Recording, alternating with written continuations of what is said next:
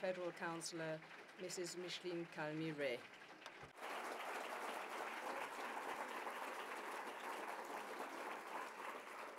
Guten Tag, meine Damen und Good afternoon, ladies and gentlemen. Where there is power, the women are absent, whether it is in governments, international organizations, in private industry, or in NGOs. The women are advancing, of course, and are taking on the most various tasks and responsibilities. However, in leadership positions, they rarely manage to penetrate.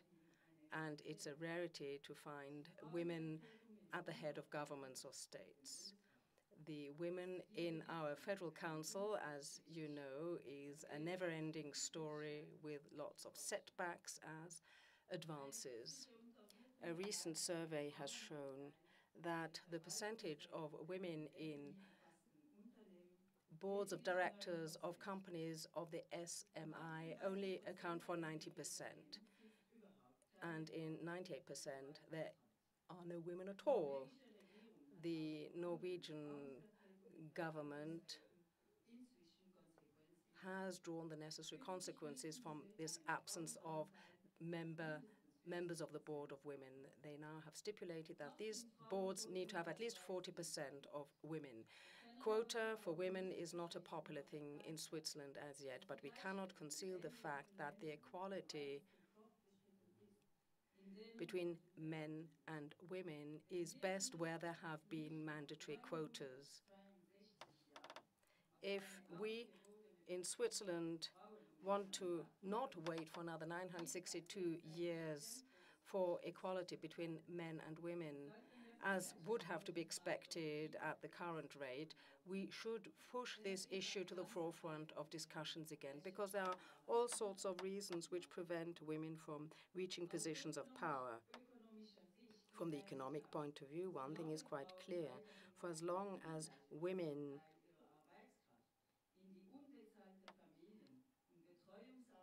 put most of their power into unpaid jobs, they will not be in an advantageous position in their race for more important jobs. And therefore, the ratio will not change either.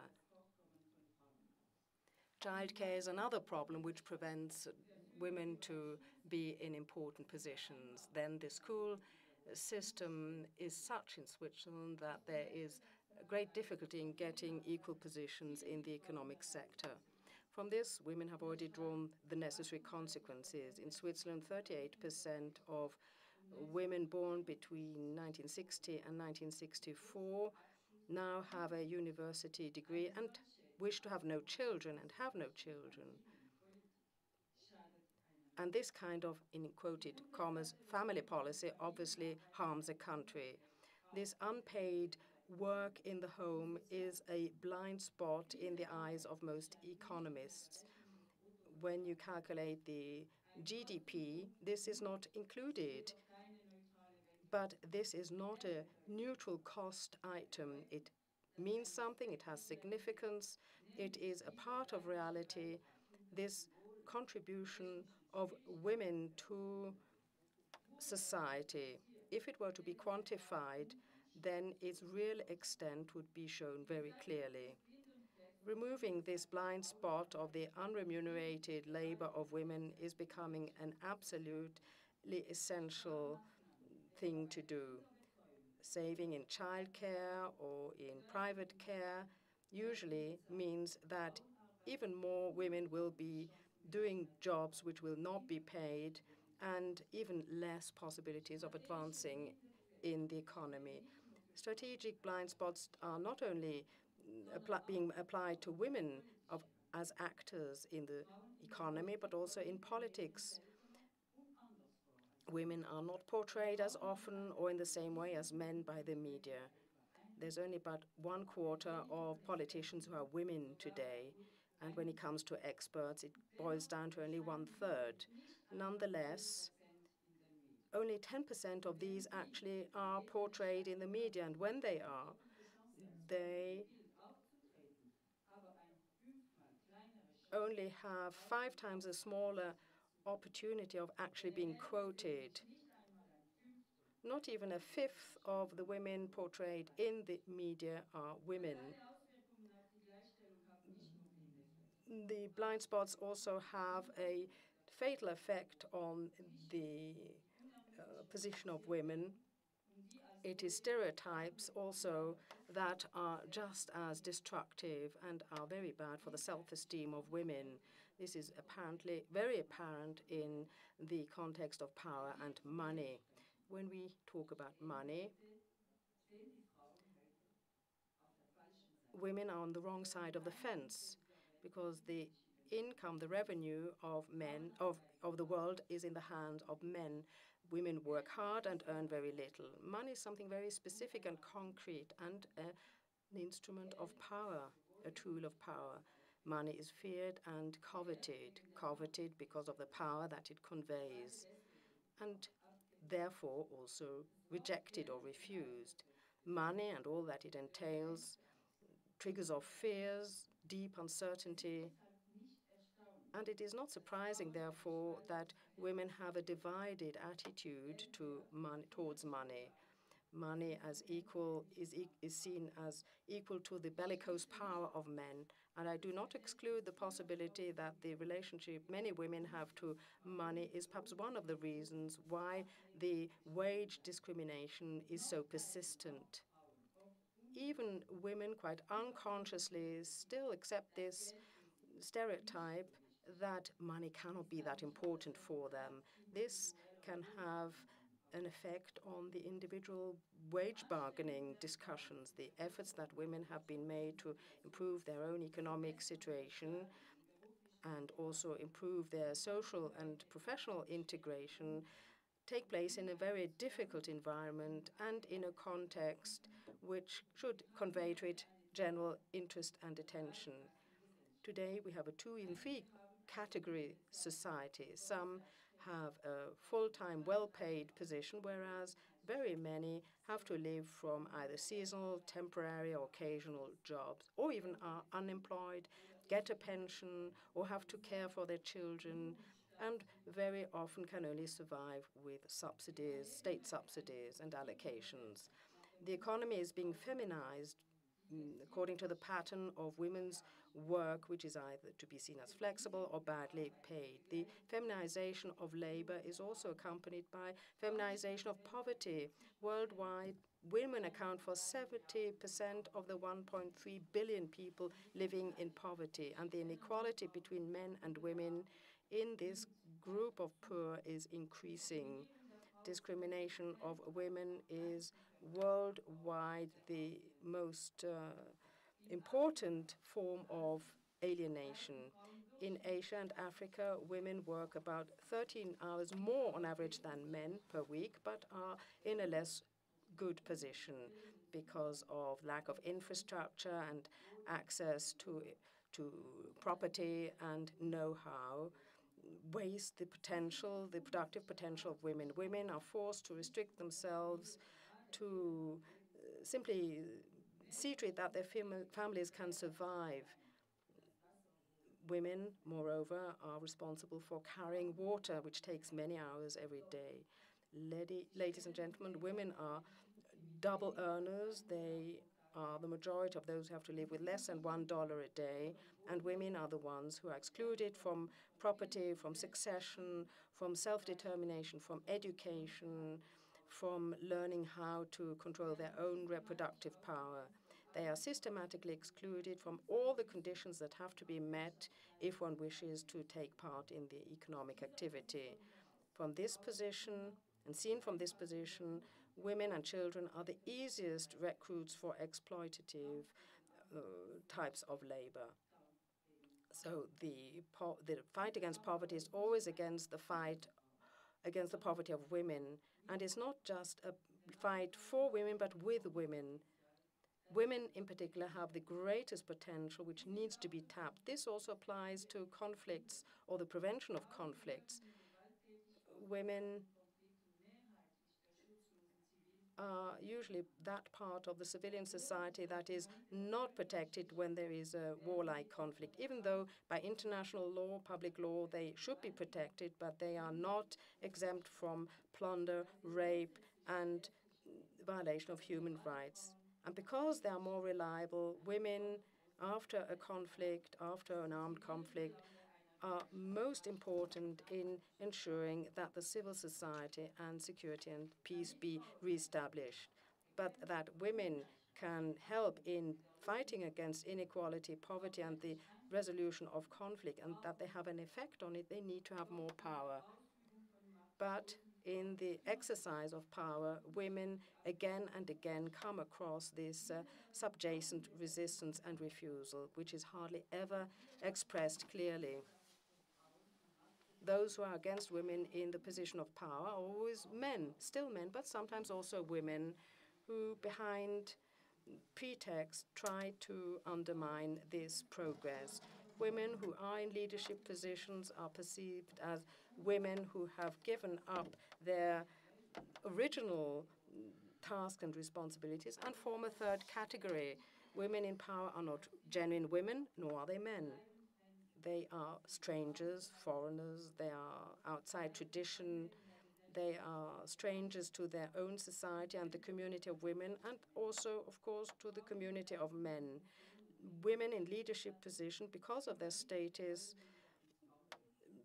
shake the idea that people have about traditional roles, especially when they exercise their functions clearly and with determination. If a woman has a power position, then there are certain consequences. I was given, for example, the nickname Cruella. That is a symbol as well, because one wants to insinuate certain characteristics, the fact that one may be scrupulous or inhuman, the myth of the passive and mild woman, which justifies that women in power positions be demonized. So let me put this very fundamental question. Why is there such rejection or refusal of seeing women in positions of power? I think it is probably due to the myth, which is gender-specific, and due to the differences between genders. The shadow, the light, the secondary role, the first role, intuition, rationality, subordination, and power. In the equality between men and women, it's a question of power. A woman who has power moves in a world which is still governed by rules, male rules, with stereotypes, and the woman does not only listen but also takes decisions, has an influence on the common weal, on society. All these activities which were usually the precinct of women. Women have left their traditional position in the kitchen and in the home and are playing a role in society which is seen as being that of an element which is external to that kind of traditional role. But to portray women as cruel monsters means that potential candidates will be deterred from trying to take this step into this minefield.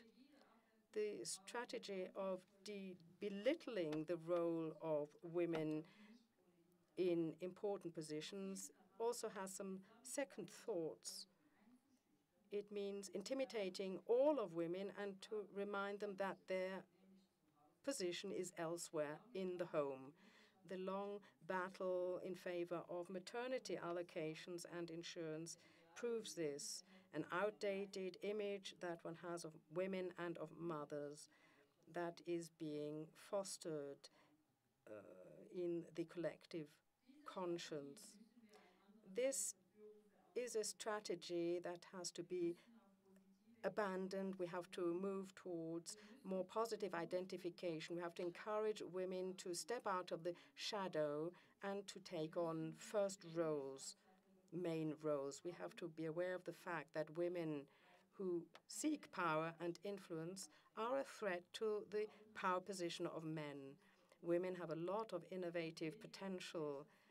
They are less embedded in the economic lobby. They are more independent. They use different strategies than men.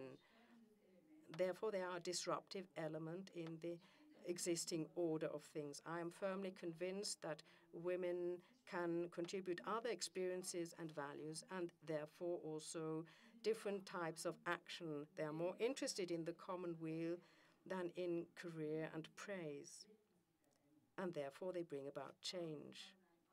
Women have a different relationship to power, and therefore this also questions the aura of power. Because of their different point of view, women are a destabilizing element. You know, I'm a politician. To be a woman on the political scene, first of all, means that one has to exercise this power. However, experience has taught me that the exercising of institutional power by far does not mean that one has sufficient political leeway and freedom of maneuver. The recognized belief that of power is the power from above, of the state, the God, the Father. So it is an omniscient power which one can only counter by means of bellicose power. In actual fact, in our everyday life, there are only moments of power, spaces, times where power can be exercised. It's not, on the one hand, the question of power, and on the other hand, subordination and opposition. Power exists in all human relations and acts in various ways and at various levels, in love, in the profession, and even amongst women. It's changeable and inconstant. These relationships of powers are deeply embedded in the social fabric, and they are the unnumbered form of relationships between partners and have an influence on our daily action. In actual fact, what I would like to see is dialogue between men and women. I would like to have an organization of work which is not based on hierarchy and hope for services that will be provided to those who need it. It's not easy to bring this about because it is counter to the traditional hierarchy, but dialogue, co-determination, conversation are also an opportunity for women who have a different way of expressing themselves and who might find this new way of expressing themselves. The thrust of globalization has brought about change, a new civil society, which in the last 20 years has been able to play a greater role and have more influence on UN conferences. Progress has been made, particularly in the area of the rights of women, thanks to the persistent lobbying of women's networks on the occasion of such conferences. A central tool to make our power really effective is networking. This is taking place more and more and at different levels. Also at the level of the foreign ministers, women foreign ministers, who meet twice a year in their own network and discuss all sorts of subjects that they think are of priority. In this network, you also have heads of diplomacy from countries all over the world who meet, and all of us make sure that the concerns of women are considered more in our spheres of influence. A common declaration has been issued by us on the question of violence against women in all its terrifying facets. We have repeatedly addressed ourselves in writing to the Secretary General of the United Nations, for example, in connection with the Peace Building Commission, appealed in favor of equality between genders and the full participation of women in the promotion of peace. In the UN resolution for the creation of this commission, these gender-specific concerns that were expressed by the network have now been enshrined in appropriate manner. This is an example that shows that networked and common action can enhance the factors of influence of women. You too, women, you can have a share in power by acting together, and you must make full use of that power. Thank you for your attention. Herzlichen Dank, Frau Bundesrätin. Thank you very much, Federal Chancellor Kalmi-Rey.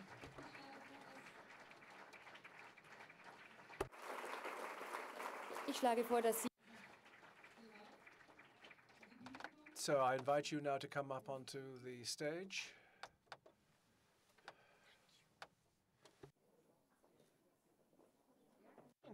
Okay. Ich muss hier bleiben, sonst Ja. habe ich gemerkt. Ich freue mich sehr, Sheila Dikshit, Ministerpräsidentin. I welcome now Sheila Dikshit as Chief Minister of the National Capital Territory of Delhi, India. Dann hat Platz genommen Next, we have Bärbel Wartenberg-Potter, Bishop of the Northelbian Evangelical Church. She has always placed the emphasis on the ecumenical aspects of women's work, and warm welcome to her. Dann bitte ich auf die Bühne Alice Schwarzer. And Alice Schwarzer, probably the best-known feminist in the German language area, writer, journalist, and editor of Emma, and has been awarded the title Journalist of the Year. And 2005 was also Alice Schwarzer's year. So welcome to Alice Schwarzer.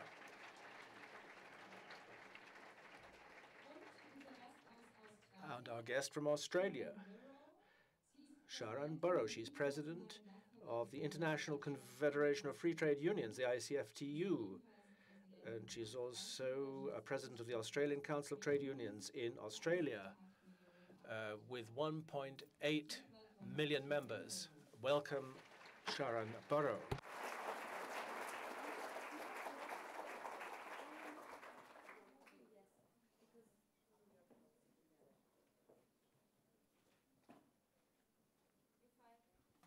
You find some water right next to you. Well, thank you very much, Frau Bundesrätin Micheline, für die eindrücklichen Worte. Thank you very much for the introductory address. The issue is power between men and women. We are talking about the glass ceiling phenomenon. Could I ask you, if I could begin with you, what went through your mind as you were listening to that address? Ja, ich habe mich I was asking myself, what is power doing with us women? As a churchwoman, I would like to say that the power we have is naturally a power of direct intervention, such as that enjoyed by some people in high political positions here. It is rather a symbolic power, but in that sense, it is an important symbolic function that church women they can provide a different view. And I think that's the first thing to say. We have a different voice, we have a different face, a different visage. We have a story, a history to bring with us. And that is a very important context in which to exercise power. Because, as the minister was saying, we have other possibilities in our dealings with the people we meet. Moderator, I'd like to pass that question on to Sharan Burrow. What was going through your mind when you agreed to join this podium? Oh, when I agreed to join the podium, it was, I suppose, an act of solidarity with women. But when I listened to the address, I thought, I'm just too old for this. How many decades before the challenges change and the denial of women equal place? So to the Federal Councillor, I say thank you for reminding us that while so many things have changed, so many things haven't, and the responsibility I suppose we have as women for our daughters and granddaughters to, in my very blunt Australian language, to remain quite stroppy or angry about this situation until we actually achieve a level of acceptance that women will be equal at whatever sphere of life it might be that our sisters aspire to. So a brilliant address, and a bit of a reminder that sort of suggests that some of us are a little older than we'd like to think we are.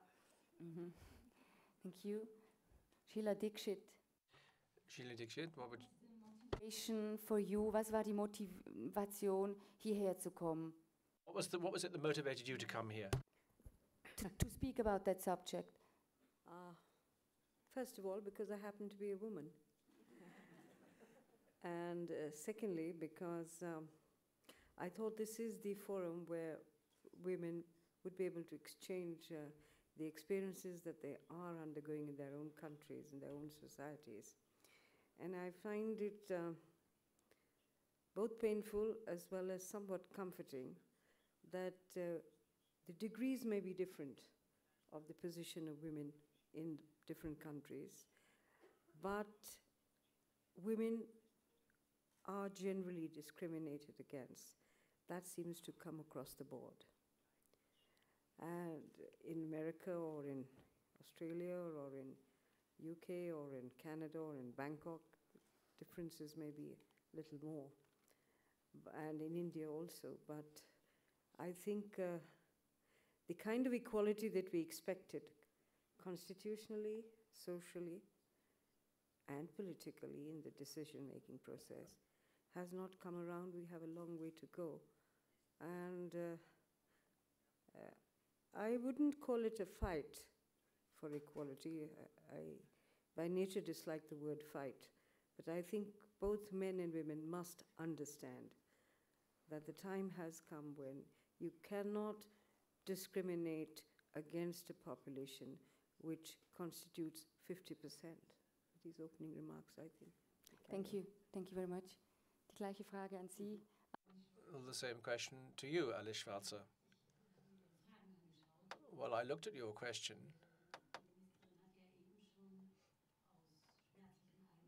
And from my own painful experience, I could name a couple of bitter truths.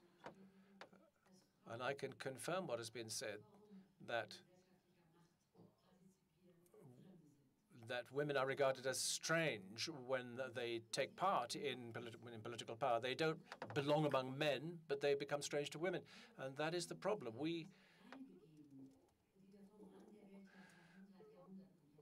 For hundreds and thousands of years, we have, whenever we get into power, we have to be there 150%. We have to outdo the qualities of the men, 150, 170% female or feminine qualities and properties. We have to be able to do what men do, but at the same time, we mustn't forget what our position and what our roots are as women. And if we do forget that, then we become only half human, half men. We no longer belong in our own lives, so long as the differences are so marked socially and psychologically and in other ways between the genders. But it means that we are no longer women. We lose our roots, our contact with our roots. And people who lose their roots become inauthentic and they become weak. And of course, we shall go into all this in greater depth. You have also put the interesting question, will women change the world when they have access to power? That's a question that I hate, because I think the ticket for access to power for female human beings, that shouldn't be the ticket that gets them into power and equal opportunity and equal power. Participation of women at all levels is a question of human rights, full stop. And I shouldn't be required to make a faith commitment before I get there, even a feminist one. The question about improving the world, about the reduction of violence, about greater justice, all of these issues, I want to see men and women tackle these on an equal footing.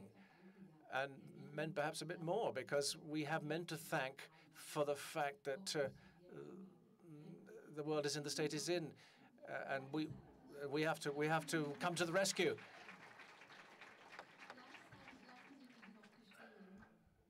But at the same time, I also confess that I do vest hopes in women, because of course they're closer to me, because I understand their fears, their despair. I know their abysses better than those of men. And because women they bear a different stamp. They're marked by different day-to-day realities. You come from the edge of the world into the middle, but they don't belong there. They come from the edge, from the periphery to the center, and they don't find that they belong there. We can say what we've experienced in the run-up to the election, and when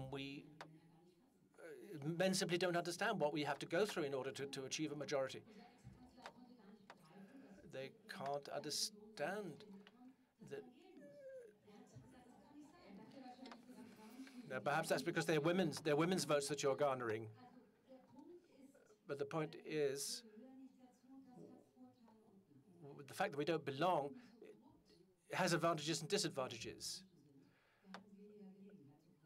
We're less corrupt, not because we're better people, but because we've had less opportunity to be corrupt. Powerlessness can also make you ugly. That can be just as bad for you as too much power. Too little power can be just as bad. Nevertheless, despite that cool, self-critical view of my gender, the overwhelming majority of women who have access to power do bring new contents. They do have a new style, and that is something we can hope for. But it isn't the prerequisite for equal rights. I have to repeat that. Thank you very much. Alice Schwarzer, says the moderator.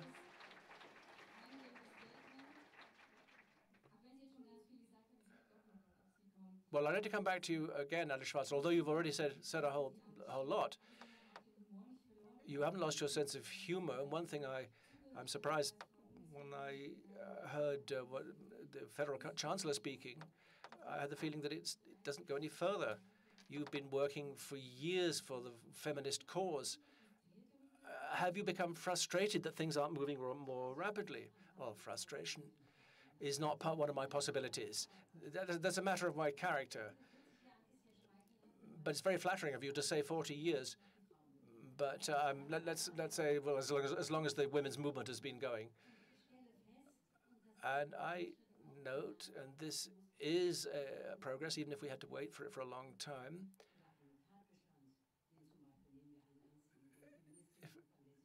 If we take a look back to the 1970s, and one of the feminists back then, and I wrote a whole book about this, the invisible work of women was what was spoken to at that time. It was neither perceived nor paid for.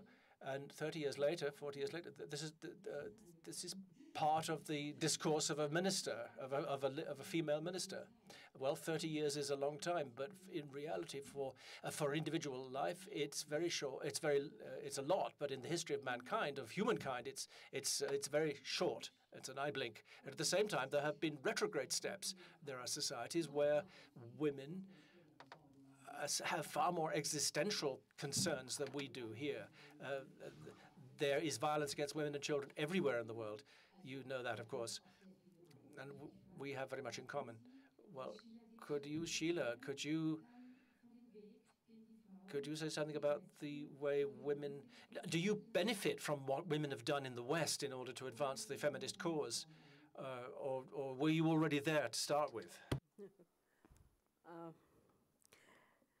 No, we have benefited. We certainly have. But, and I cannot say that we started with it. We've come a long way. We have a bit of a contradiction in our societies.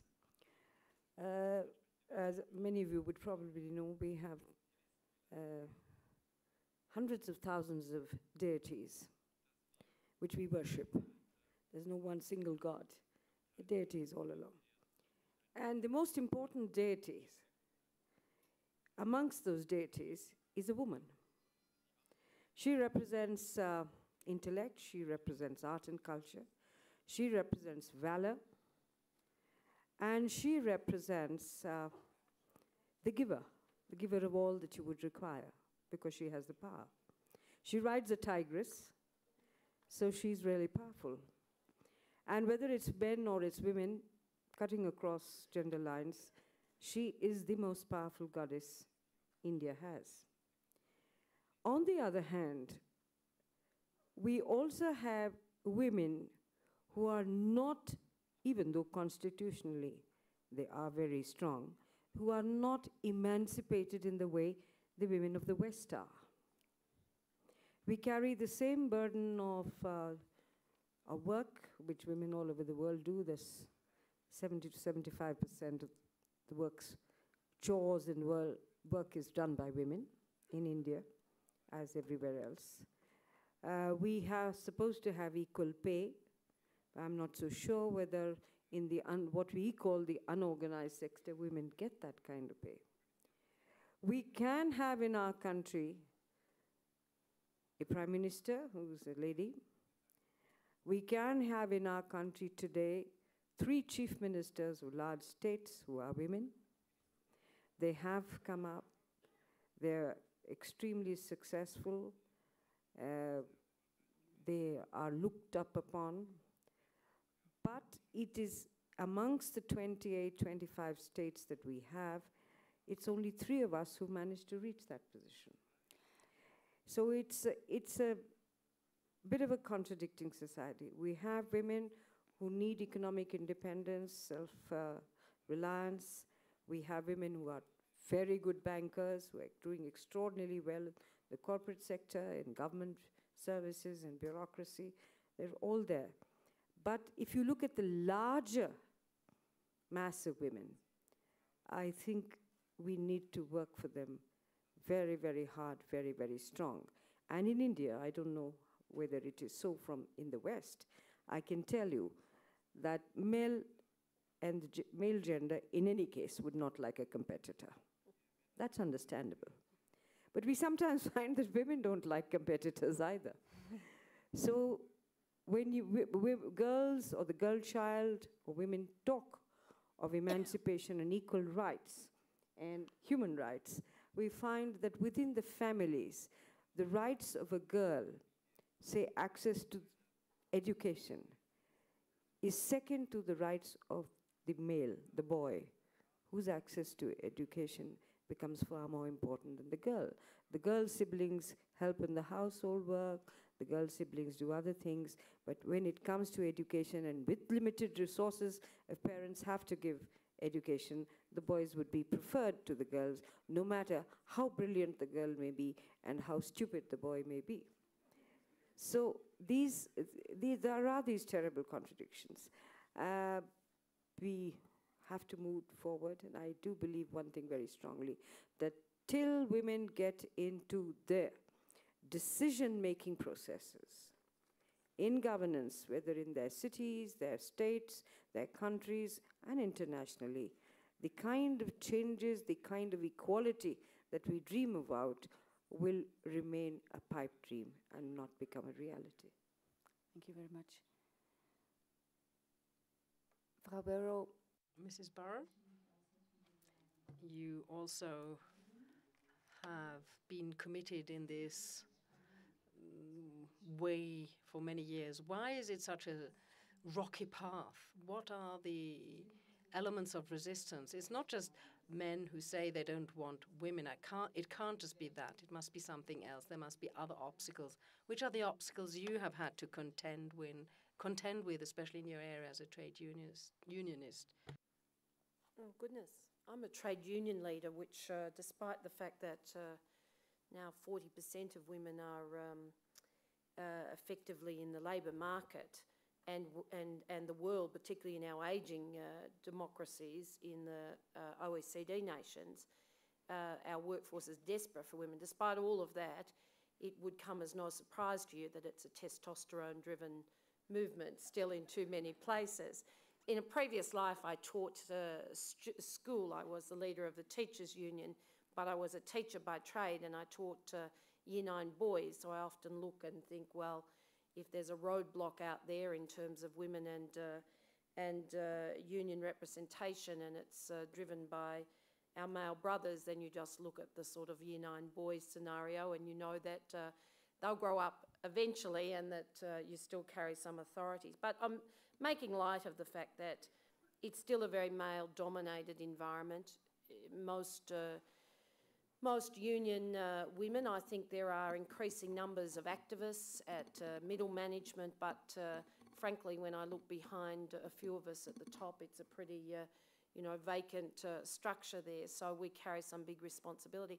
I was really the comments I was making, I was struck by the Federal Chancellor's speech, because while she was in part relating it both to her own experience and to the broader network she talked about, I was sitting here reflecting from my own country that, and that's the relevance to the age question, that in the late 60s and early 70s, we, I watched in awe of older women leaders, but the great equal pay victories, the establishment of universal childcare, the anti-discrimination laws, the rules and regulations that provided for affirmative action, all of these things were put in place in Australia. Yet, as a trade union leader in Australia today, we are fighting those battles all over again. So I'm not exactly sure what happened in the late 80s and early 90s to actually see us move back a step or three. And very many women in the private sector are simply not even attempting to increase that, in my country, 3% of CEOs only, because they are simply getting to a point, finding the culture far too rigid, not seeing their future aspirations, and they're moving sideways and establishing their own enterprises in very many numbers. On the global scale, let me paint for you two pictures very quickly. One, let me pay tribute to Sheila and the Indian women as an example, because she's being a bit modest. If you actually go to India, the women in politics in India, particularly through the state jurisdictions, have done much better than many of us in the West. They have absolute rules that guarantee, I think in many states, a third of the women in Parliament. 1/3. And they've done it simply by putting their foot down and saying, we will be represented. Now, a third is better than the numbers that are in our Parliament, I can tell you. We might have a third of women represented in our Labor Party, but they're not in the Cabinet. They're certainly not yet in Prime Minister or Premier positions at state level.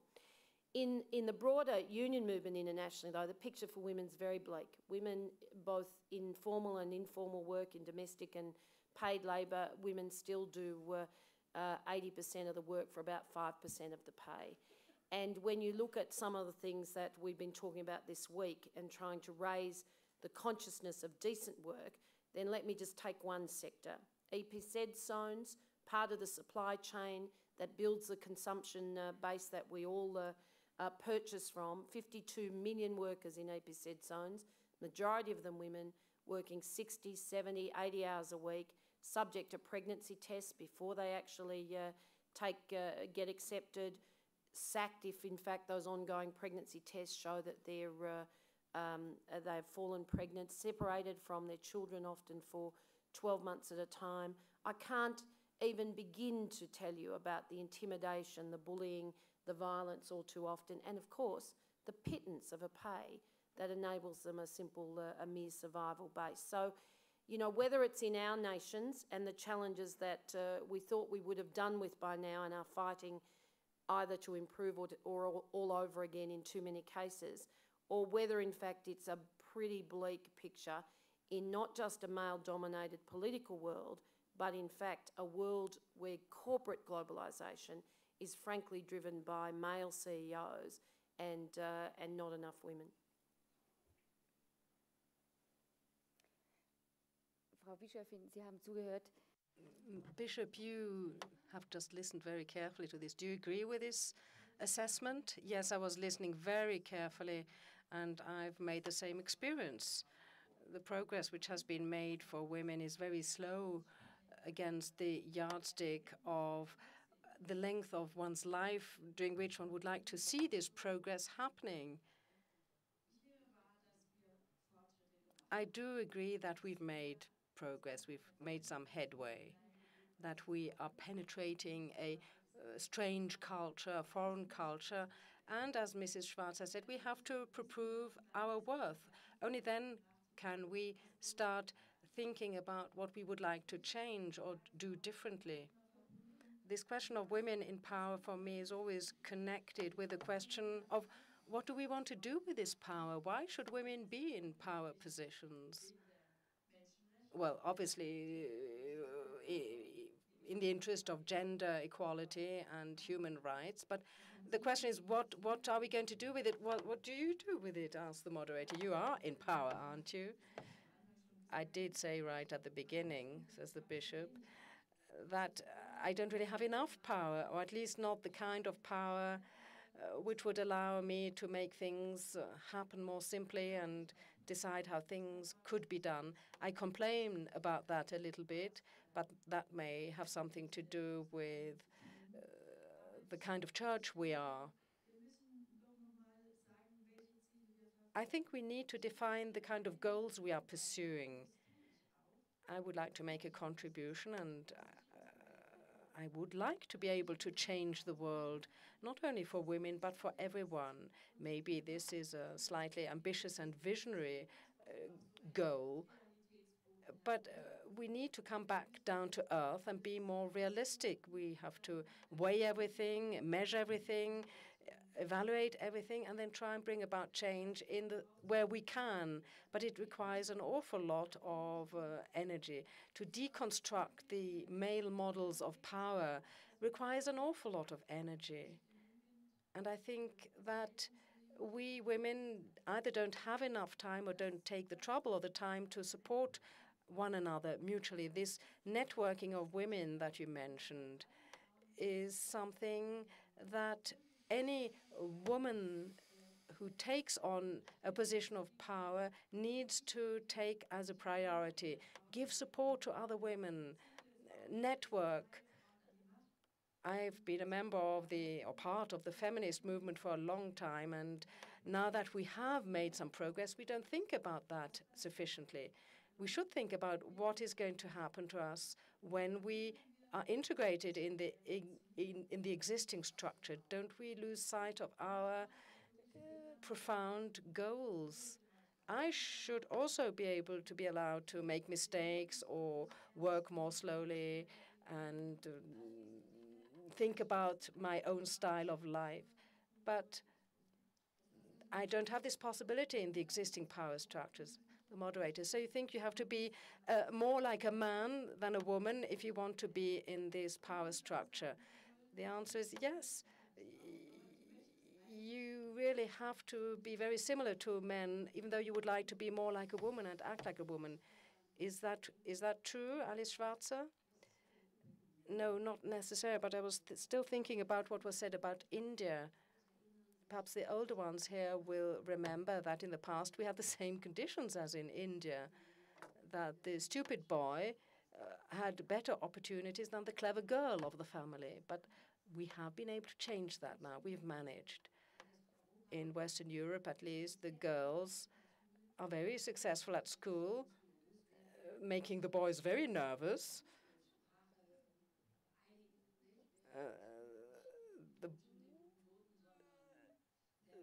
The boys have their own language of belittling the girls just because they have good marks at school. And at some universities, we have more women than men in some faculties, even though they are the lighter faculties, which do not necessarily lead to power positions. But we are there, we are present, the doors have been opened to us. And then, nonetheless, there are still so many tremendous problems. For example, the internal, our inner obstacles and barriers, and I'd like to talk about those. They are simply reinforced by the forces. They are compounded by those who simply do not want to share the power of the world with the other half of the world, with women. Because it's also a question of dividing the power of the world. The women would like to have a share in that, and they are no longer satisfied with getting a kiss and flowers on Mother's Day and some praise because they've typed up the thesis of their husband. Obviously, we don't want to lose all these abilities. We would hope that men would also learn how to type. This is not something that is predetermined biologically. Empathy, sympathy, all these are wonderful characteristics, but they cannot really be exploited. And it is high time that men also learn these kind of skills and share them with us. But why has there been such a backlash? What are these threshold fears? Why do young women today spend more time on trying to be slim and doing diets and looking in the mirror, or should they or should not smile because they might get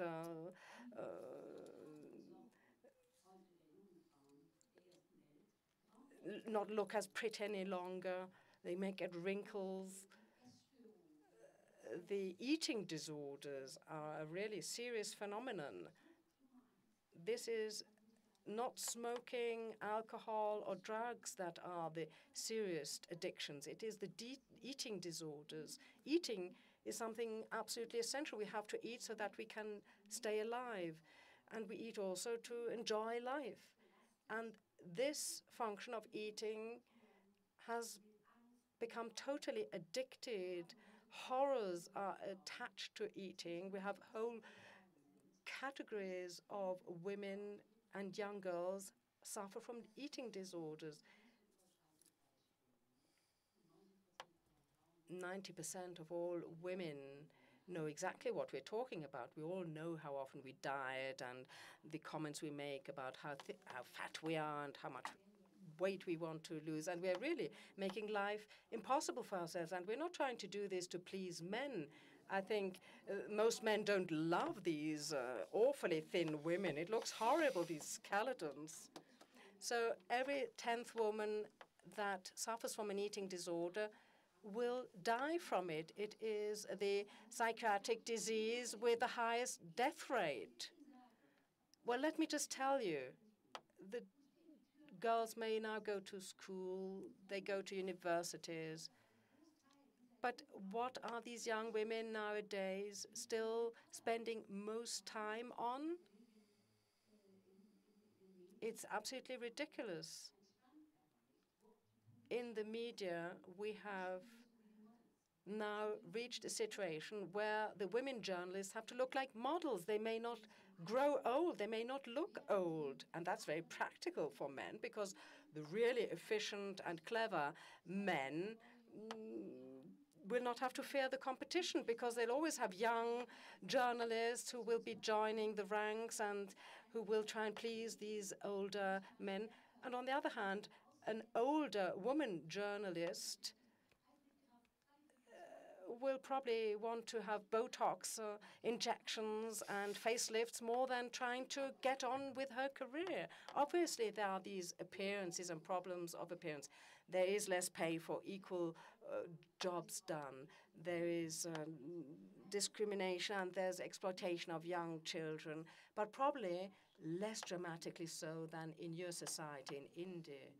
I have just read a very wonderful book about India, and I have learned a lot about India, but we have the inner boundaries.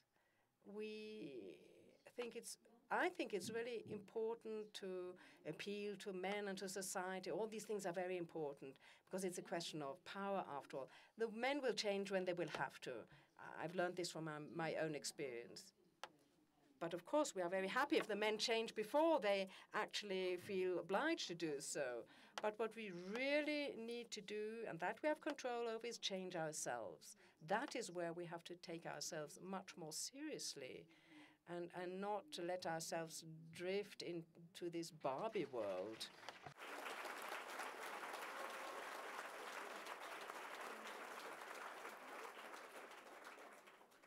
Ist wirklich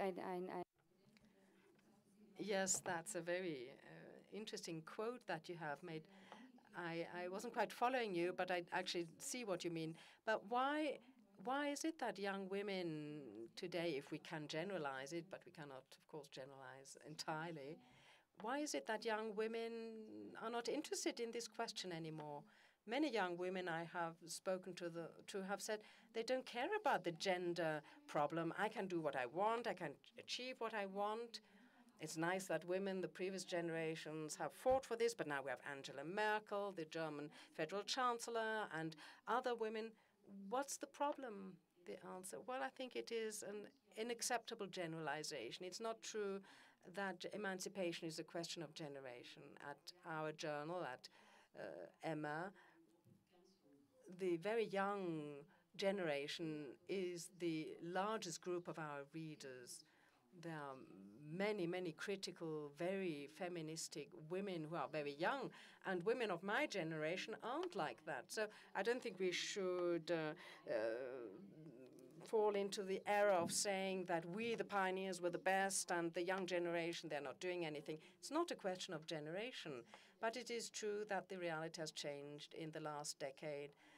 The situation for a 20-year-old is different than from what it was like when I was 20 years old, and fortunately so. A young woman in Germany or in Switzerland today, if she falls pregnant and it is unwanted, she will not have to die because she has to go to an abortionist.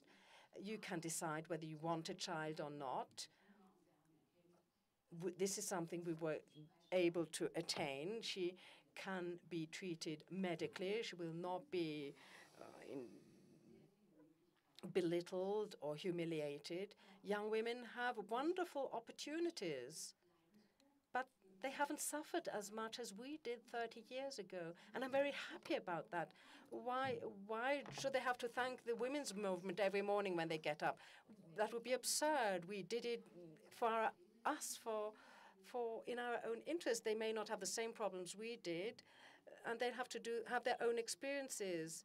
They have other opportunities, but they are faced with other problems. When you talk about these problems with these young women, you will notice how eager they are to listen to you.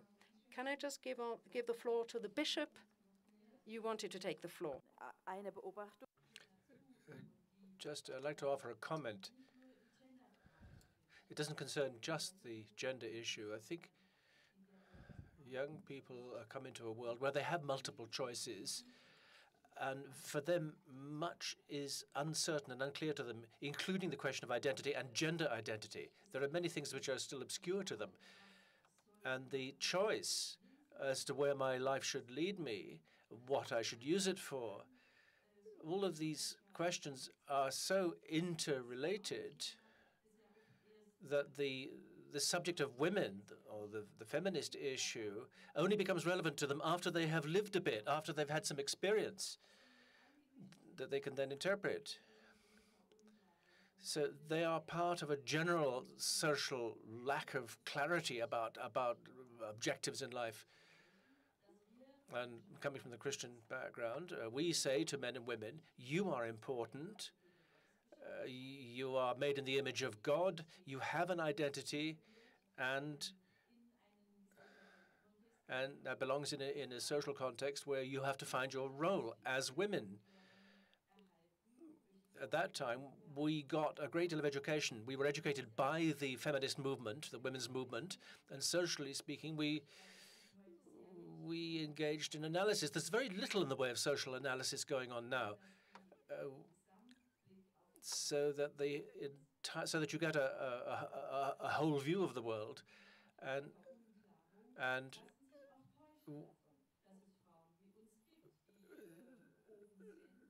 there are women like us who are in top positions. As a bishop, a female bishop, well, we've actually got two of us in our, two female bishops and one male bishop in my church. But if I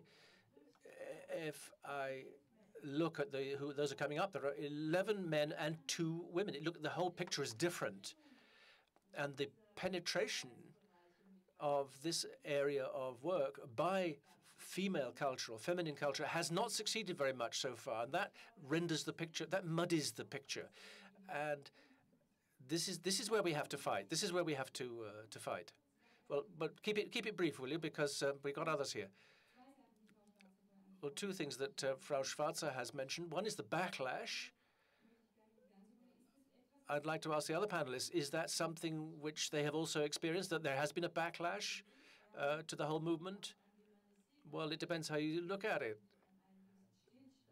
There's a certain, I wouldn't call it a backlash. Things have come to a halt. There's a certain, things have ground to a halt. And I would say that, of course, I have to look at everything from the standpoint of eternity, but at least we've got 2,000 years of history behind us, of women's history,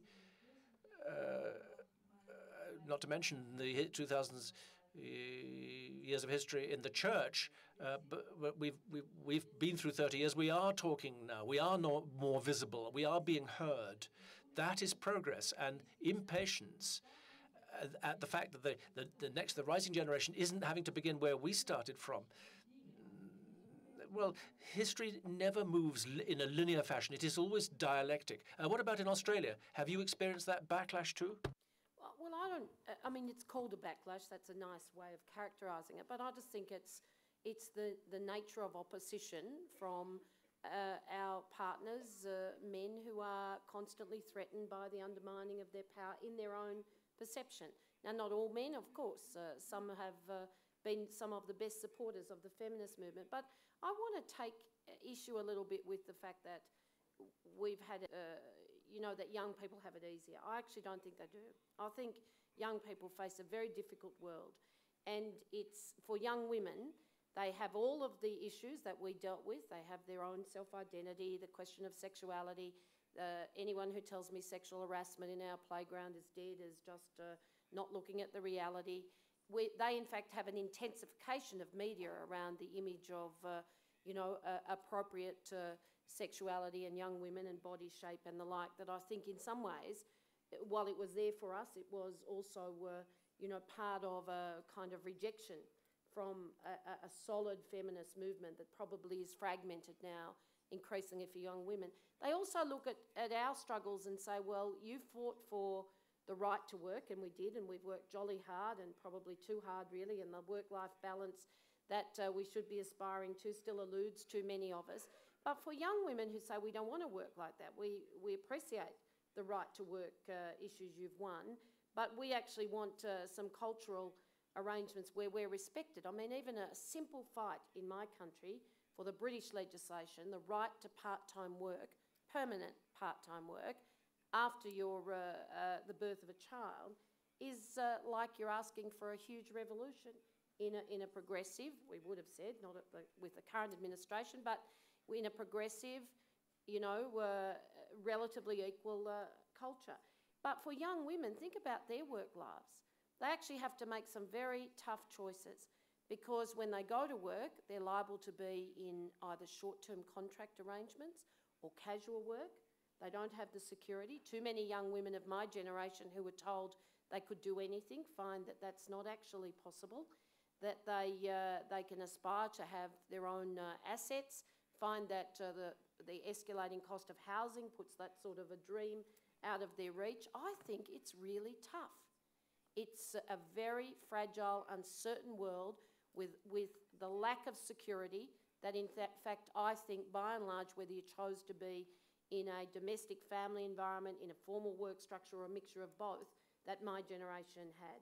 We also had a confidence that despite the battles you face, and we face them daily, we have arguments with our male colleagues, we have to stamp our feet and say, excuse me, I will speak and you will listen, all of those things. But I think the confidence that we had needs to be supported in our young sisters, and they need our support for their aspirations, but they need the confidence to know that if they want to take the world of work, and they do, in a different direction, they have every right to do that. And I think, frankly, if I had to choose whether I stay right here in this context or go back and start again at 20, I reckon we've done all right for ourselves. Not for every woman in the world, and I hasten to add, I'm talking about the developed nations here. I think we've neglected our sisters in too many parts of the world of all ages, and Sheila, of course, can tell us more about that. Global solidarity is necessary, but don't deny, I think, the real, genuine, fragile world of our daughters. Any comment? Sheila, Dikshit, because you made some notes. I have been listening with great interest to all the points of view. And I think all of us have different experiences.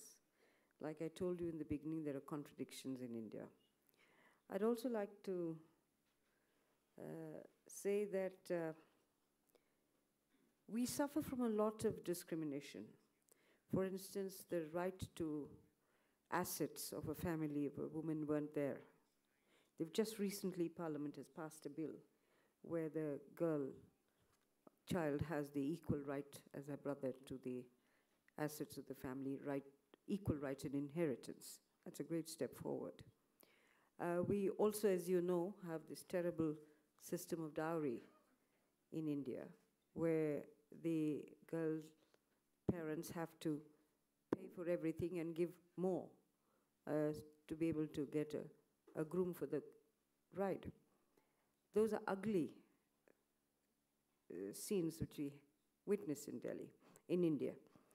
But I'd like to tell you one, on the other hand, when you spoke of 1/3 of our women getting reservations in political position, that has happened over the past decade. And at the level of the village and the town, all elected bodies have to have 33% represented by women. That started off as a very cynical step by the government, and because everybody thought that women would never be able to do anything in administration, would never know what to do with public money or public spending or public funds or the usage of public funds. And in the beginning, there was a joke all over India that these women are not the real power. They have their husbands who run the power. They have their brothers, their fathers-in-law, their fathers, and so on, that they were just mouthpieces and nothing else.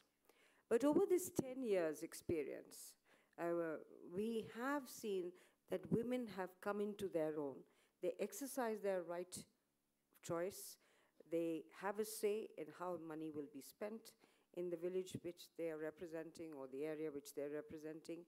They spend it well. They use the community funds very well, catering to the needs that, and are sensitive about the needs of the community of the people who are living around, which the men were not to the extent that women have become.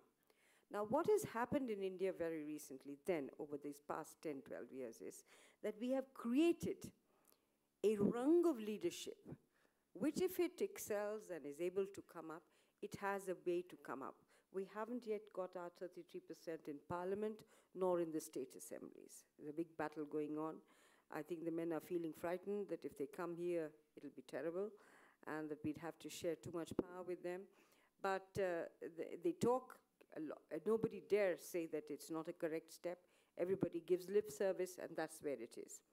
But we have created, right across the country, a band of women leaders who have come through the electoral process and will go out through the electoral process if they do not succeed how they are expected to succeed. It's a different matter that women have to work twice as hard to prove themselves than men have to. All that is there. But having said this, we have come a very long way. Now, we also have the same kind of problem that the minister was talking about, where there's a backlash. There is a backlash. Sometimes you do feel that we've gone too far, that women have, wherever they have been emancipated, and in India, just they are as much newsreaders as they are in your countries. They're out into the media, in fact, sometimes in greater number than the boys. All that is there also. But we haven't yet come to the backlash part. We first to climb up the back before we get the lash. So, but we envisage what the Honorable Minister just said, that perhaps this could be an area. I'd also like to say that when I spoke of preference giving to boys to be educated, it isn't so across, But wherever there is a economic crunch, wherever there is poverty, and a choice has to be made, then the choice is made on the basis of the male, not otherwise. We have women in administration, we have women in politics, we have women in the corporate sector, we have women as pilots, we have women in the police services, we have women in the army, we have women in doctors, and more women doctors than perhaps male doctors. We have more teachers. Everything is open and they're coming out very well. Of course, when changes take place, as they have taken place in Australia or in Germany or wherever else, or in Switzerland, every change brings about a different attitude. What we felt in our teenage ages is not what my granddaughter does today. She thinks very differently. Those changes are bound to have. That is the dynamics of a society. You can't wish them away. And they may be good from my point of view, maybe bad from my point of view. But I do feel that the struggle is not yet over. It has moved forward. And I'm very, very convinced that unless, like the bishop, we get into a position where we are the decision makers and takers. You take decisions in your field. You are the top in your field, in your church, in your parish, wherever it may be. Now, unless you get to that point, the world will not be able to benefit the way it should when all its women also are part of the decision-taking processes. I sometimes wonder, why can't, I'm very happy Germany got a chancellor, a woman chancellor. I think we were full of joy in India. Good, because we can't imagine even today whether America will dare to have a woman president. I don't think so. Or Australia maybe. UK did try the experiment and she lasted pretty well and was a tough person. So there are these opportunities which can come our way. Constitutional, I think every country in the world now does believe in that, but we really have a long way to go. We have a very, very long way. Can I give you an example from India that I think shows the continuing struggle, probably for all of us, but in the Indian context? You all know that increasingly women are working in the informal sector around the world and they're working for a pittance. There's a fabulous union called SEWA in India. They've organised 1.5 million, nearly 2 million, I think, at last count, women in the informal sector by taking power themselves, power to build collectives or cooperatives, as we used to call them, power to set up their own financing arrangements, power to represent themselves by way of bureaucracy and authority where they needed the support of each other, building enterprises, seeing themselves as a labour union organising in a different model. They, after a long struggle against their male counterparts, gained recognition as a proper labour union, national labour union in India. They applied to our International Confederation a couple of months ago, in fact, at the end of last year, the application, and for affiliation, they'll get it. But I have to tell you, they're being opposed by their brothers in India, which forces us into a process whereby we have to go and consult. Now, of course, you know, I'm a leader of the International Trade Union. SEWA has my support and they'll have the numbers. But I want to give you that sense that even though they are teaching us in the West how to actually organise in the informal sector, even though they are no threat to the traditional organised, male-dominated sector of labour unions in India, they are still opposed. We'll win, but it's a good story. Thank you. Add a little very bit. shortly, please. Very, very quickly. What she said is wonderful, and SEWA is not the only example. We have many, many others, more. yes.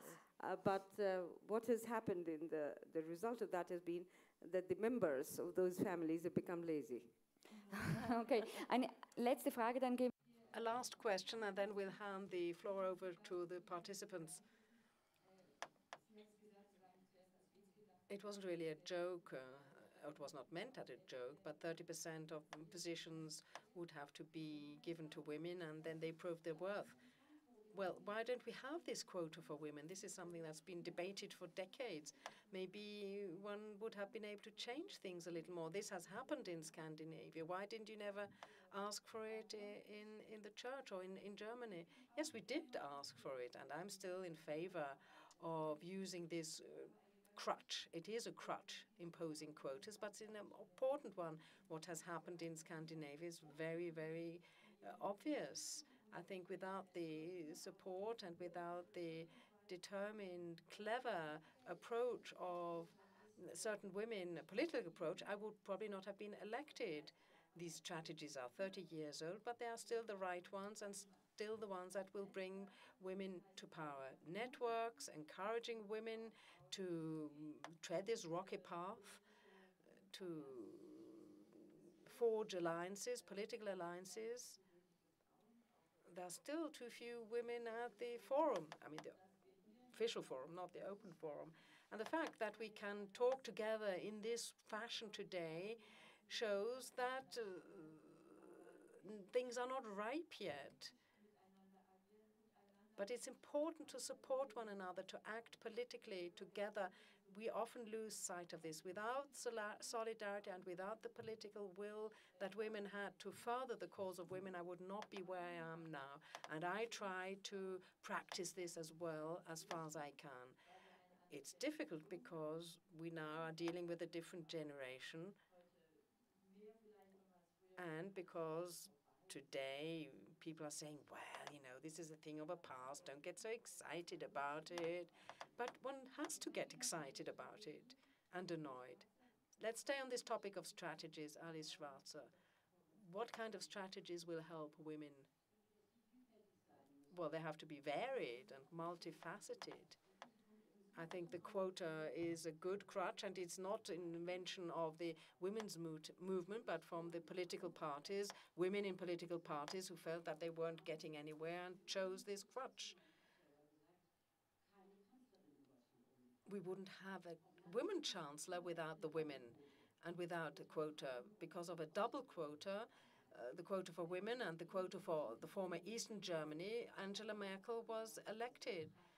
In the beginning of the 90s, it was very, very useful for the politicians of the West. They simply then chose a woman from the Eastern German part of Germany, which meant that they had filled both aspects of the quota, the women's quota and the quota for the eastern part of Germany. And Mrs. Merkel didn't conceal this. She's very straight, very open. She said quite openly that it was not really of any importance that she's a woman. She's a scientist, as you know. She's a daughter of a parson. She comes from the East, where, at least in theory, women are equal to men.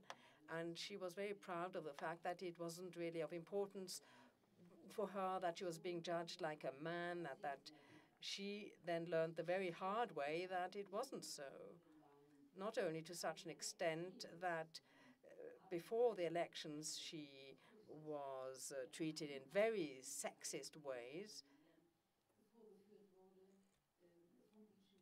and she was portrayed in a very sexist way by her political opponents, by the media. And even after she was elected, she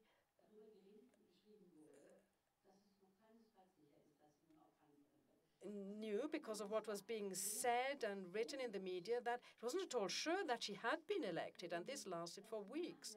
And this showed very clearly that men are not willing to make room to women at the top. And they're not even willing to play by the simplest rules of democracy. They're even willing to question them. Women, of course, will have to adapt, and they will have to try and be very radical. Otherwise, the women's cause will make no progress. Obviously, we don't have the time to talk about everything that concerns men and women in this 1.5 hours. We're talking about women in positions of power. That's the main theme. From what I've seen and what I've observed and what has been written, women, wherever it is, in politics, in the economy, no matter where, wherever they try and gain power, for whatever the reason is, Obviously, without power, you cannot do anything. You have to do what others tell you to do, and without power, you can't change anything. But when these women do not try and join up with other women, they will be isolated and they will be cut off and they're lost.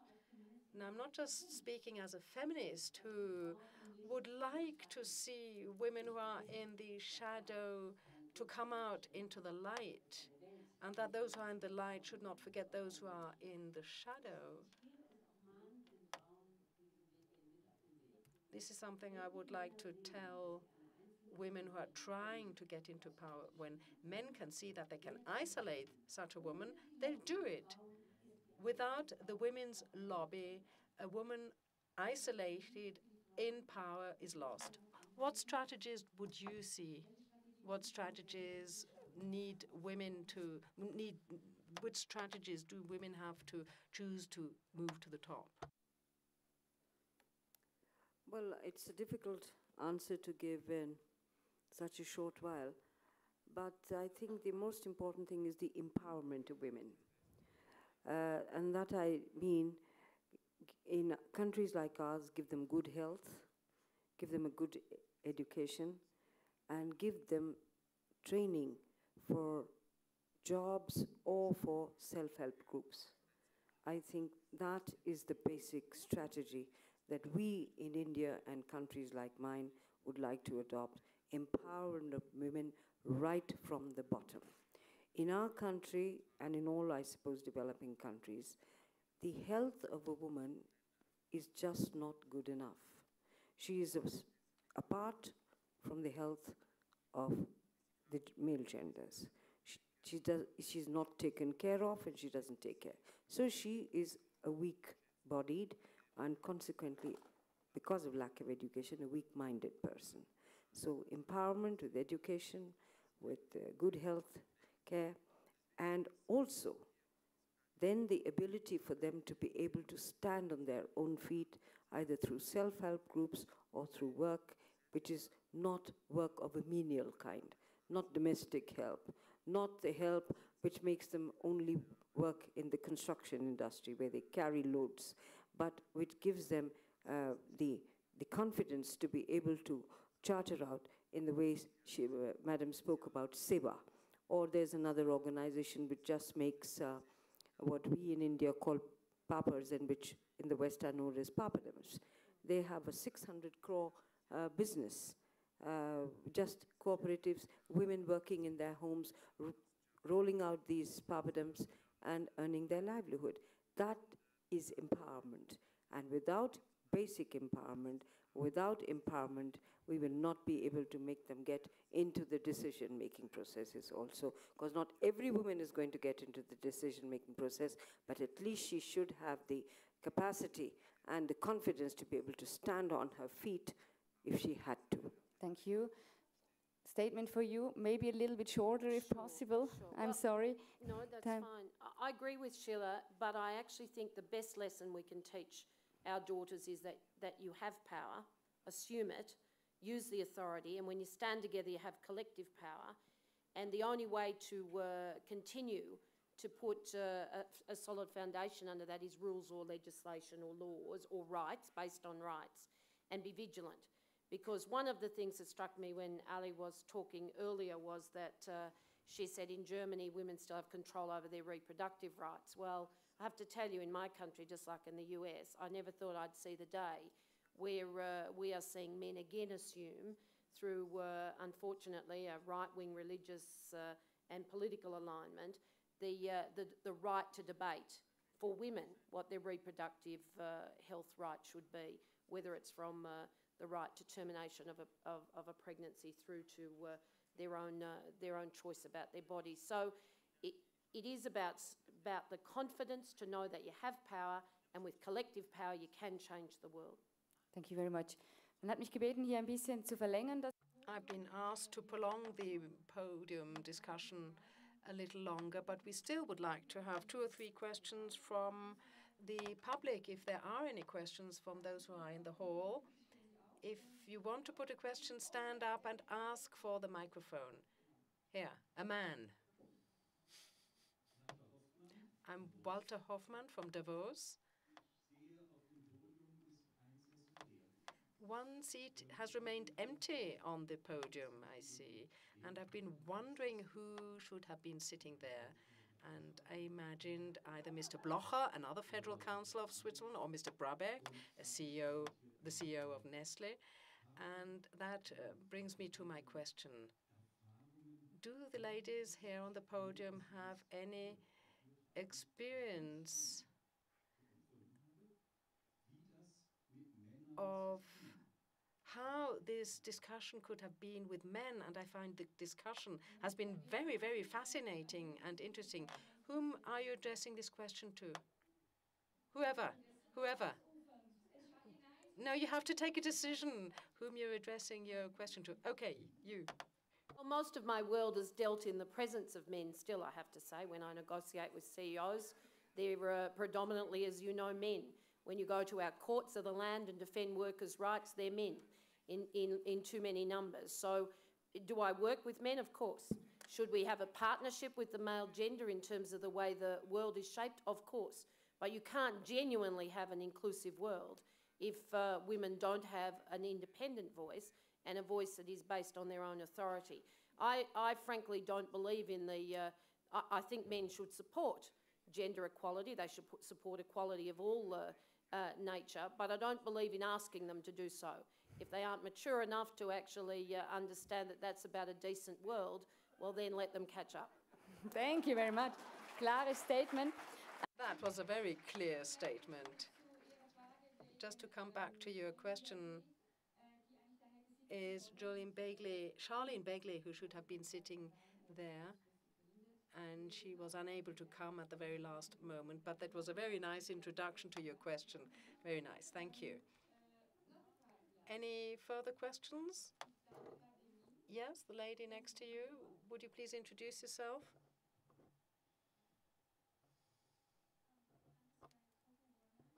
Here in Davos. I live here in Davos, but I'm not from Davos. And I'd like to put my question to Alice Schwarzer and to the bishop. And I'll continue in English. Thank you to all of the panelists. Very compelling and rich comments. And thank you for your example. For women and for society in general, it's very heartening to see the progress that each of you are making in your own way. My question, and then I'd like to provide a very short anecdote to give context to my question. What structural changes need to take place so that women can, if they wish, break through the glass ceiling? The context is the following. I'm from the United States. I grew up with 9 girlfriends, so 10 of us. 9 out of 10 of my friends. Oh, I also have to say I'm 33 years old. Honestly, I really was born in 1972. 9 out of 10 of us have made the choice that breaking through the glass ceiling is too difficult, is too discouraging, or I'm not sure how my friends would articulate it, but they've chosen that instead of working, they've chosen that it has to be an either-or. Either be a mother and a wife in their home, a kind of traditional and worthy role, or a career woman. Only one of us has chosen the crazy attempt to try and do both. What are the kind of structural changes, again, that need to take place to make it possible to be a whole woman, both a worker and a person and a mother and a partner, rather than zerstückelt, sozusagen. Danke.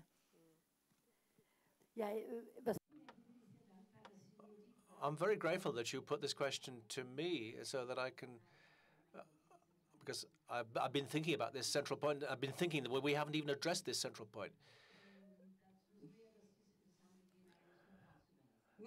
We shouldn't leave this to the Pope, this most interesting subject of love. It's a very important subject for all of us. So love shouldn't be left to the Pope. In reality, it is a key point. In the last 30 years, we've seen, well, first of all, we shook everything up and we said we can do what men can do, and so on and so forth. We can think, we can act like men. And then what we experienced was how it's kind of seeped into us. From men, from media, from girlfriends, from ourselves. Am I a proper woman? Am I still desired? Am I still loved if I don't have children? And how do men deal with this too? Who've grown used to this sub-relationship, they too have to reprogram themselves. Can they desire a woman that they don't have to conquer? And how is it going to work out with, or do they just give it all up? And we've heard the word demonization. We all know what that's like. We're no longer normal women. We're all women. So there are all sorts of ways in all areas of work, and we're all familiar with that. Well, we start to smile. We all smile too much. Yes, I just came. I just said something clever. It's not so bad. So smile, smile, smile. And we give signs of submission or subjection because we realize that the most attractive, the most desired woman is like that. I heard lavish. Das schwächste Tier in der Wüste. Und nun kommen wir und is lavish, yes. And everybody was using this term. We can be independent, however. We can feed ourselves. Look me in the eyes. And there's the whole new mystification of love, of motherhood, at a time when women are having fewer children.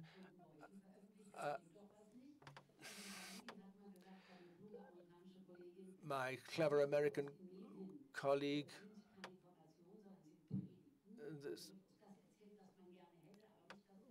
we're told what they want, what they would like to have, but what isn't. This is the acid test now. What is the self-conscious woman who earns her own money, who can take care of herself even physically if she's attacked? Is she still a woman? Is she desired? Is she loved? Or does she have to shrink into herself again?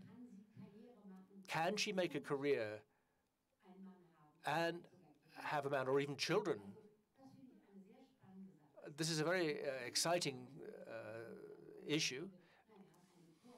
We have a coalition now with lots of conservative women in the German government, and we have the interesting phenomenon that you have a 7-times mother who at the same time is a trained doctor, who is fully professionally active, who had also a husband who was a professor, and who radiantly says, "What do you want about? I've got 7 children. I'm a physician. I'm fully active occupationally." A social democrat woman would never have dared to say that with us. They would have said,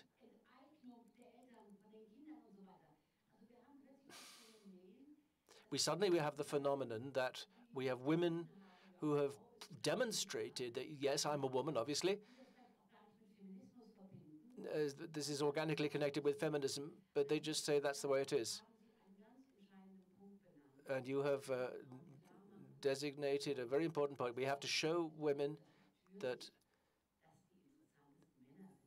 of course, it is the most interesting men who really do have an interest in a woman who is able to be independent and who is a real vis-a-vis. Also wir überziehen einfach. We are shamelessly running over. No, I don't want you to stop. I think if anybody, of course, is free to go if you need to, but of course, we're all riveted to our seats here. But very, very happy to hear that statement as a woman and as a mother. And what could you add to that, Bishop? I completely agree that the most interesting men are precisely those who aren't afraid of women. and who support one, because without the support of a husband who has said quite clearly, when you are asked, if you're asked, that's the way you go, you want to go. Of course, I previously had these inner doubts as to whether this is correct, whether this is right. I had all those doubts too. And therefore, it was important that my husband did support me, has supported me, says, you are strong, you are, go for it. Not that I was not as if I had been the only voice. I think the conversation between the sexes is precisely interesting in this respect, where young men are in partnership, where they take on their share of the family responsibilities. And you talk about women who've have got all this motherhood and children and a career as well. I'm not sure how veridical, how truthful a picture that is of the reality. The demands that are made on men and women who have families, they are very considerable. So, I apologize. She simply lives what is possible, and I think that's very good, that it doesn't have to do it alone. Yeah, and I think the support system that a family needs in order to provide the connection, that has to be improved. Women have to have a stronger sense of identity in their partnerships, in their choice of partners, and to make sure and to insist on the family work, the work of the family being shared. We are responsible for ensuring that the relations between the sexes and the next generation is such that there is an equal right, that equal rights come to pass. And of course, we are happy to see that there are more and more women in that position that reflect that. Further questions, please. Oh, darf ich noch ganz schnell was sagen? Ich muss was. I have something administrative to say. Just 1 second. Evidently, could you please leave the headsets through which you're hearing the interpretation? Could you leave it on your chair, leave it on your seat when you leave? Do you have children? Could I just ask you that? And in fact, this young woman is the same age as my daughter, which is why I'm passionate to give a different perspective, although I very much value the two over here. I cannot believe that it's got to 2006. In fact, it drives me crazy that what I hear from you is this is a demarked choice, that it's not necessarily the mix of choices that you and your sisters might make. In fact, I would love to have a conversation with the 10 of you to figure out what's gone wrong here. Why is it that we have fought for decades to have our daughters being forced to make a choice that is not necessarily a lifelong choice? If you want to stay home with your children, if your partners want to stay home with their children, if you want to move in and out of work, if you want to work part-time, why is it that the culture of work driven by men is so bloody minded that our daughters have to make those choices? It's not fair. It's simply not fair, and it's not about decent work. I heard the Chancellor say earlier that women are still caricatured. Well, let's assume some of the power that we should have both with the strength of our generation and yours, and let's say to our male brothers and the CEOs who dominate the forums here in Davos, we want a different world of work. We want a world of work where the long hours culture to get to the top doesn't eat up our lives, where men as well as women don't feel like their lives are out of control to earn that extra $1 or $3 simply to get recognised as a hard-working, competent, capable contributor and therefore be able to get to the top of their sphere. I just want to finish by saying I just did a study in my own country, or my union did, my council did, in order to take a case to fight what is now an epidemic of overwork by demand or indeed by perception. And you know the stories are so sad. They are so sad. They go back to some of the things you've been talking about. Instead of modern, negotiated, shared lives between the sexes or with the same-sex partners, whatever the relationship might be, there were fathers who didn't know their children because they commuted to work before the kids got up and they came home. This is 2006. after the children are in bed. There were women who felt they were trapped in 1940s marriages where they were sharing too much of the domestic labour and they didn't know their husbands. Relationships are at risk. The whole question of people's health are at risk. Frankly, work and family, work-life balance, it is the demand of our day, and young people need to be supported so those choices are not simply black and white but are genuine about what it is that people want in terms of aspiration. So stay strong and say to those women, don't put up with the fact that you think you have to make a choice. Let's take on the CEOs who are men, who probably would like to see a change in culture themselves, but let's help them get over their fear and reshape our working lives so our real lives are more enriched. Thank you very much.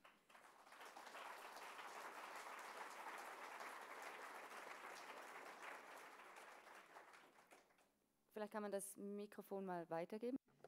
Could we pass on the microphone? Thank you very much. Please introduce yourself.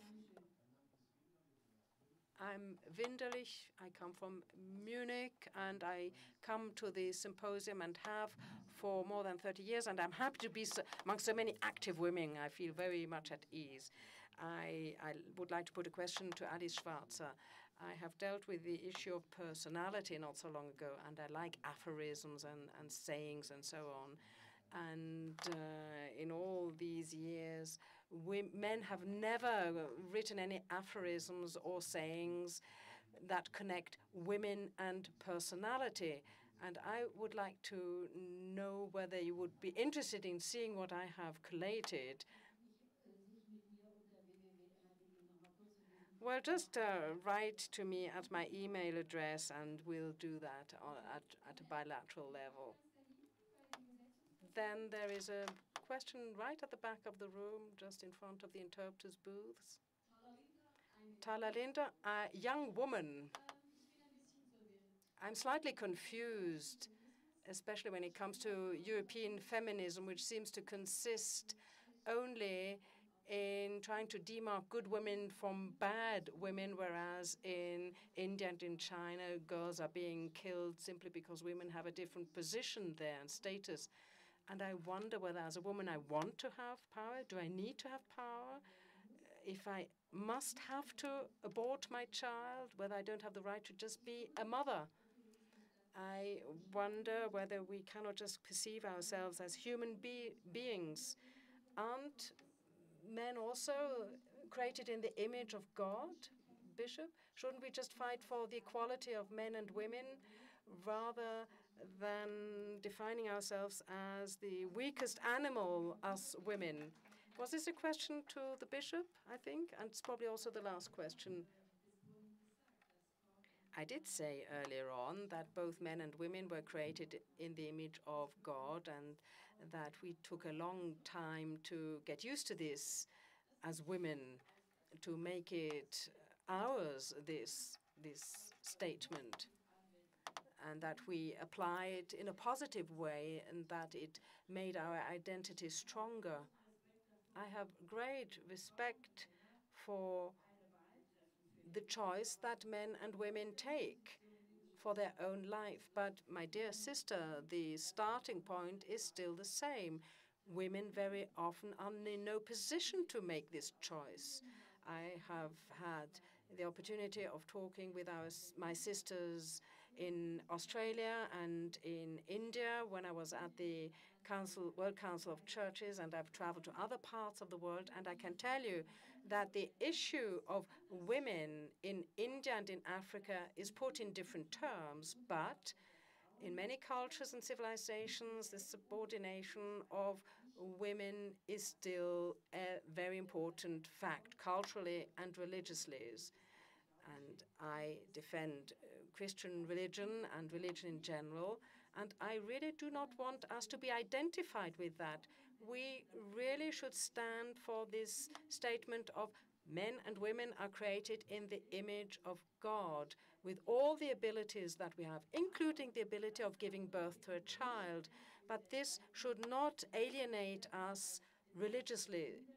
We should not be littered, it should not be diminished, we should not be humiliated, and it should not take away from us these and other abilities. The objective, the target of a world where we can have fresh water, bread for all, food for all. This requires the best of energies, the best of strength, including those of women, the intuition of life that women probably have more than men simply because of their tradition, their atavisms, and it is something that they defend better and more. It is less twisted than in men. That is why the equality between men and women is so important, so that we can reach these goals. Thank you very much. I know that there are still lots and lots of questions that you would like to raise, and unfortunately we cannot take all of these questions now here at the panel. But I'd like to thank all of you for your attention, for your attendance, and I would like to thank you, the Federal Councillor, Mrs. Galmi Ray, for having stayed until the end of the discussion, and a really heartfelt thank you to the ladies or women here on the podium, Mrs. Burrow, Mrs. Dikshit, the Bishop, Wartenberg-Potter, and Mrs. Schwarzer. Thank you for your inspiration here. Oh, danke vielmals. Danke.